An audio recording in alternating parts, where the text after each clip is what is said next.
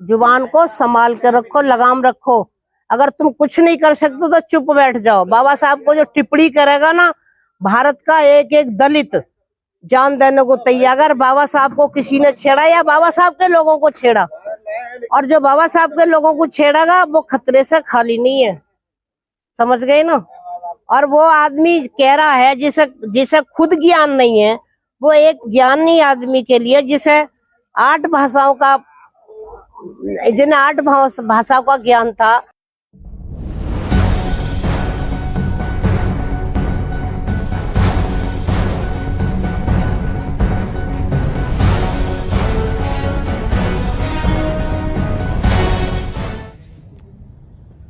जय भीम नमोदय साथियों, जैसे कि देख रहे हैं आप बहुजन सम्राट टीवी।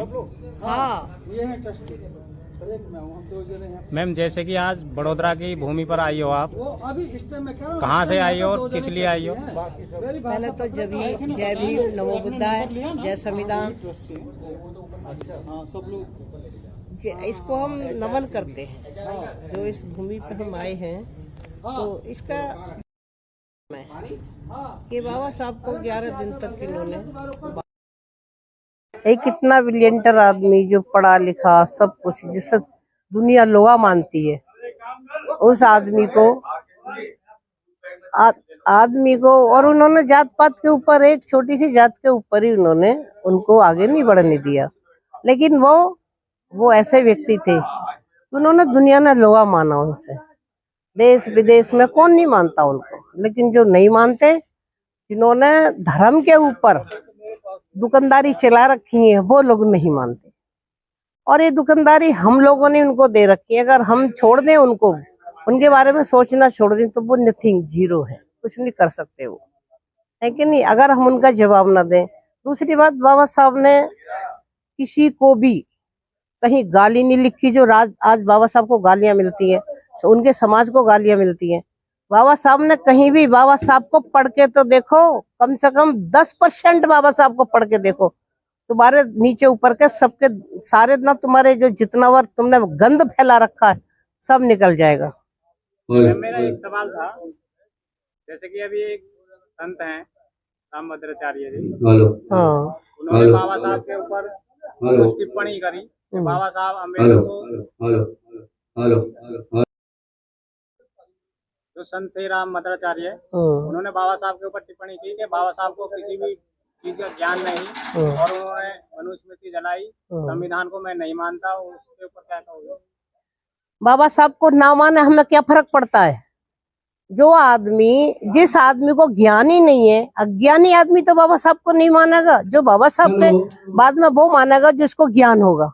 जितने भी पवित्र संकल्प भूमि पर गायक गायिका आए हुए हैं, उन सभी से निवेदन है कि संकल्प भूमि पर जो शंकराचार्य है ना, अगर ये कमा के खाते ना या परिवार चलाते, तो ये शंकराचार्य क्यों बनते भाई? बाबा साहब ने तो हमेशा कमा के खाया और दुनिया को खिलाया है। और दूसरी बात, शंकराचार्य का क्या मतलब है भाई इस देश में, बताइए आप मुझे।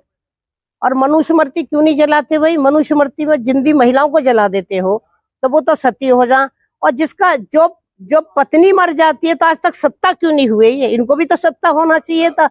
तो क्या सारी ये थी जन्म क्या क्या मैं वो मनुस्मृति, और उसमें कितनी सारी कुरीतियां नहीं होती, तो बाबा साहब क्यों जलाते भाई इसको? अगर अच्छा ही होती तो बाबा साहब उसको क्यों जलाते? क्यों आज भारत के संविधान के लिए लोग जान देने को तैयार है? क्या इनको उसको दिखता नहीं है शंकराचार्य को? वो सोचता क्यों नहीं? अगर नहीं दिखता तो अपने दिमाग से तो काम ले ले कि देश में क्या हो रहा है।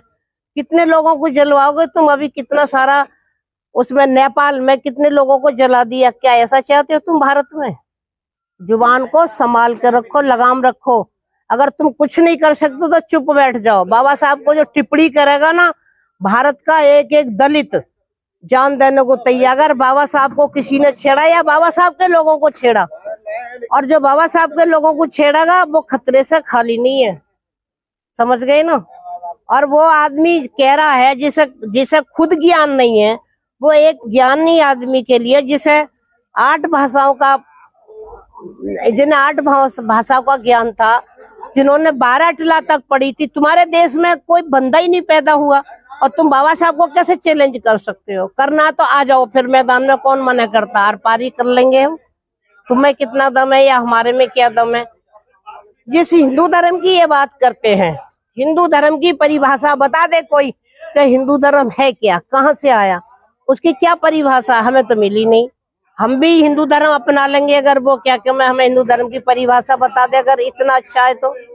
है बताइए क्यों नहीं करते? मैम एक सवाल और है, जैसे कि अभी कुछ दिन पहले चर्चाओं में रहा काफी क्या? कि संविधान बाबा साहब ने नहीं बनाया, संविधान निर्माता BN रावत। गलत बात है। बाबा साहब ने ये पूछा था, वो क्या नाम है, धारा 12-13 में जो पूछा था बाबा साहब ने, और भी धारा है ना इसके ऊपर, 12, 13, 14 कितनी धारा है इस पे। उन धाराओं के ऊपर उन्होंने स्पष्ट करा था कि भाई आप ठीक कर रहे हो बाबा साहब। उन्होंने जो BN राव की जो बात कर रहे हैं, उनका तो कोई योगदान था नहीं। अगर ये योगदान उनका होता या वो लिखते तो तुम कहाँ जीने देते दुनिया को? बताइए। इतना बड़ा झूठ तो यही लोग बोल सकते हैं, भाई हमारे लोग तो नहीं बोल सकते। तो ये तो झूठ बात है। और उन्होंने खुद स्पष्ट करा, उस टाइम का लेटर भी दिखा दिया, सारे में वायरल हो गया। फिर उसमें कहने की क्या बात है भाई? बताइए। और जैसे कि मैम अभी संकल्प भूमि का पवित्र दिवस आने वाला है, तो कुछ जो दर्शक देखेंगे वीडियो, समाज में आप अपने अच्छे विचार समाज को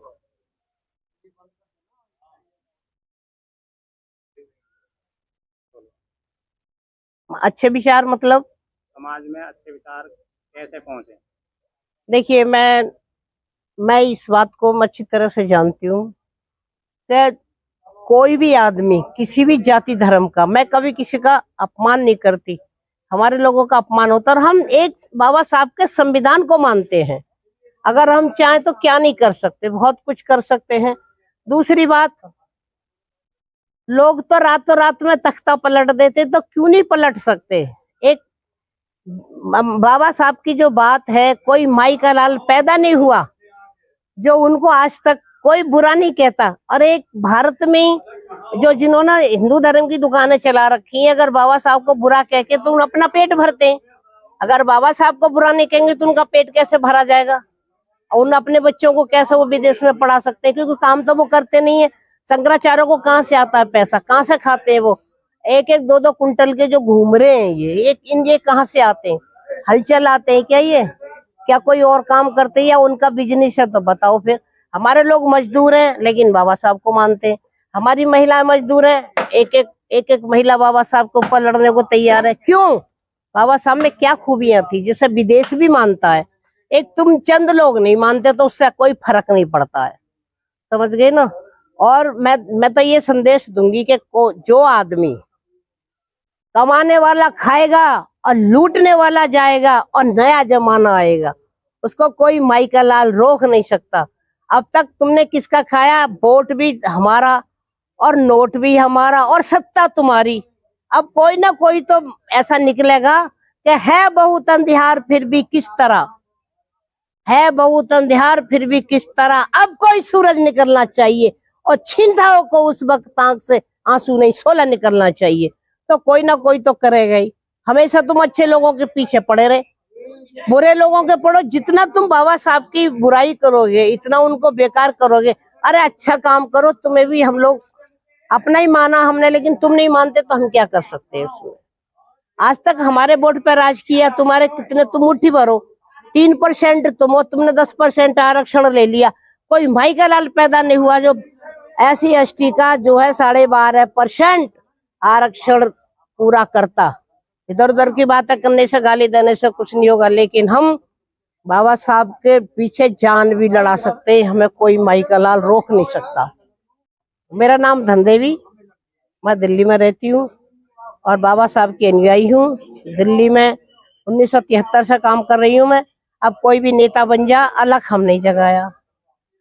दिल्ली में सबसे पहले हमने ही बाबा साहब को घर घर जाके, रिक्शे में जाके आओ बौद्ध बनो, और हमने पर्चे बांटे, हमने क्या मैं ये सब अखबार छापे, हमने तो सारी चीजें ऐसा करा है। कोई नेता बनता, भारत रत्न की हमने लड़ाई लड़ी। हम दिल ठोक के कहते हैं कि भारत रत्न हमने किसी नेता ने नहीं करी। जो कहता होगा मैंने करी है वो मेरे सामने आ जाए, चैलेंज है उसको। जो कहता होगा हमने भारत रत्न बाबा साहब को दिलवाया, चैलेंज है उसको, आ जाए हमारे सामने। हमने जो क्या क्या मैं ये जनपद पे, हमने जनपद को कितनी लड़ाई लड़ी, तब हमने जनपद बनवाया। तो करने से क्या होता है, इन साधु संतों से बोलो, अच्छे काम करो, अच्छी चीजें सिखाओ, अच्छे एक मैसेज दो, जो तुम्हारे लोग, तुम्हारी गाली देने से कुछ नहीं होगा। गाली देने से कोई बड़ा नहीं होता है, वो और छोटा हो जाता है। तो कितना भी बड़ा संत हो, और संत को कोई संत ना कहे। अरे तुम्हें 4 लोग संत कहते, पूरा देश संत कहना चाहिए ना, तब बात बने ना। और बाबा साहब को तो कोई रोक नहीं सकता। बाबा साहब तो वो रक्त बीज हैं। अगर बाबा साहब का एक भी आदमी खड़ा है तो हम बाबा साहब पैदा हो जाएंगे। कोई माइकल लाल रोक के दिखा दे, करके देख ले, नहीं है तो है। जय भीम, नमो बुद्धाय, जय संविधान।